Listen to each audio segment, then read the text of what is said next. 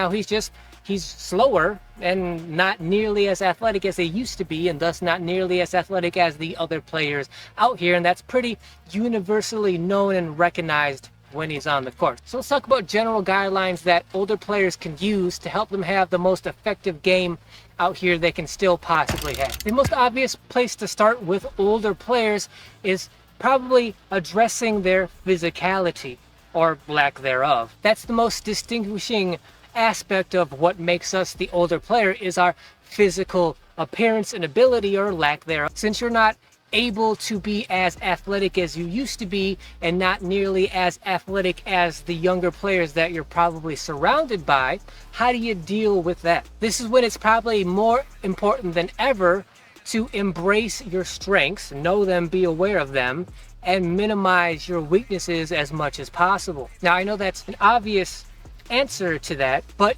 think about it like this. Think about it in terms of evolution, evolving as a basketball player, right? So now, in general, and of course there are exceptions to this, but in general, older players are not fast, they're not quick, they're not agile anymore. But just like younger players are sort of naturally that way, they have the natural quickness, the natural speed, agility, they're light on their feet, they're bouncy, they're springy. For them, the kind of opposite of that is, because they're so young, they haven't had time to build power and strength, muscularity, size. There are exceptions, but for the most part, younger players just aren't that big, strong, and powerful yet. So for us, the opposite needs to be true.